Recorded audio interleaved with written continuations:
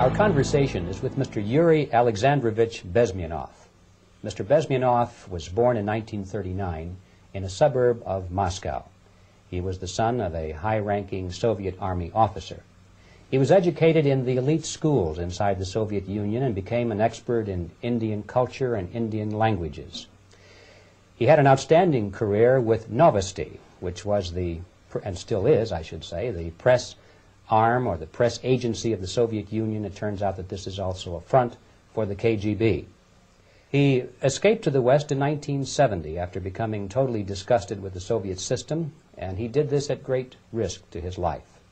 He certainly is one of the world's outstanding experts on the subject of Soviet propaganda and disinformation and active measures. When the Soviets use the phrase ideological subversion, what do they mean by it? Ideological subversion is the process which is legitimate, overt, and open. You can see it with your own eyes. All you have to do, all American mass media has to do, is to unplug their bananas from their ears, open up their eyes, and they can see it. There is no mystery. There is nothing to do with espionage. I know that espionage intelligence gathering looks more romantic. It sells more deodorants through the advertising, probably. That's why your Hollywood producers are so crazy about James Bond type of thrillers. But in reality, the main emphasis of the KGB is not in the area of intelligence at all.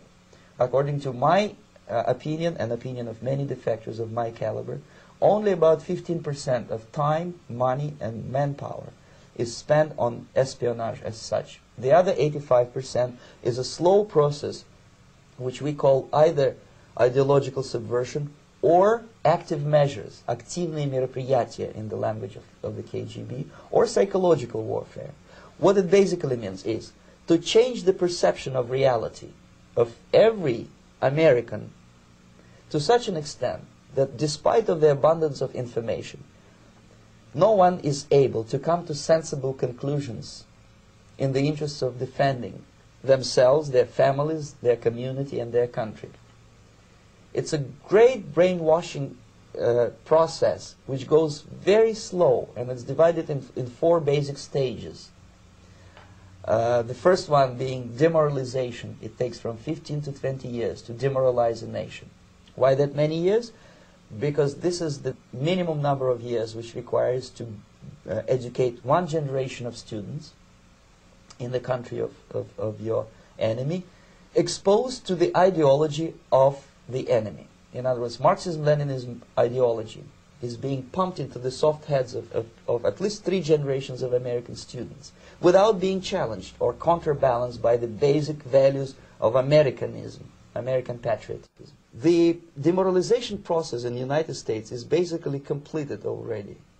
For the last 25 years, actually it's overfulfilled, because demoralization now reaches such areas where previously not even Comrade Andropov and all his experts would even dream of such a tremendous success. Most of it is done by Americans to Americans, thanks to lack of moral standards. As I mentioned before, exposure to true information does not matter anymore. A person who was demoralized is unable to assess true information. The facts tell nothing to him. Even if I shower him with information, with authentic proof, with documents, with pictures, even if I take him by force to the Soviet Union and show him concentration camp, he will refuse to believe it until he is going to receive a kick in his fat bottom. When a military boot crashes then he will understand, but not before that. That's the tragic of the situation of demoralization. So the next stage is destabilization. This time, subverter does not care about your ideas and the patterns of your consumption. Whether you eat junk food and get fat and flabby, it doesn't matter anymore. This time, and it takes only from 2 to 5 years to destabilize a nation, what matters is essentials: economy, foreign relations, defense systems.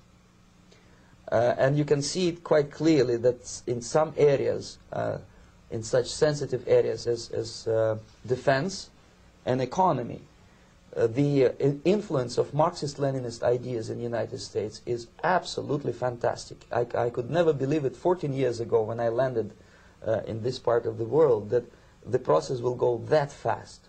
The next stage, of course, is crisis. It may take only up to 6 weeks to bring a country to the verge of crisis. You can see it in Central America now. And after crisis, with a violent change of power, structure, and economy, you have so-called the period of normalization. It may last indefinitely.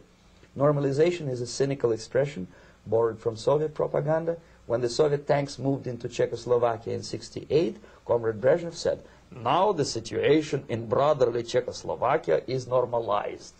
This is what will happen in the United States if you allow all these schmucks to bring the country to crisis, to promise people all kind of goodies and the paradise on earth, to destabilize your economy, to eliminate the principle of free market competition, and to put a big brother government in Washington, D.C., with benevolent dictators like Walter Mondale, who will promise lots of things, never mind whether the promises are fulfillable or not.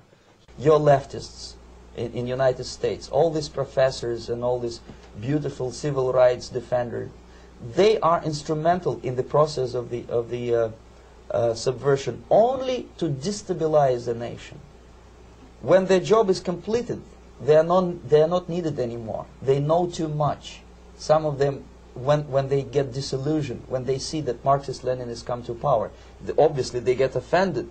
They think that they will come to power. That will never happen, of course. They will be lined up against the wall and shot. But they may turn into the most bitter enemies of Marxist-Leninists when they come to power. And that's what happened in Nicaragua. You remember most of these former Marxist-Leninists were either put to prison or one of them split, and now he's working against Sandinistas. It happened in Grenada when Maurice Bishop was already a Marxist. He was executed by a new Marxist who was more Marxist than this Marxist. Same happened in Afghanistan when first there was Taraki, he was killed by Amin, then Amin was killed by Babrak Karmal with the help of KGB. Same happened in Bangladesh when Mujibur Rahman, very pro-Soviet leftist, was assassinated by his own Marxist-Leninist military comrades. It's the same pattern everywhere. It's divided in 4 basic stages: demoralization, destabilization, crisis, normalization. They will be lined up against the wall and shot, wall and shot, wall and shot.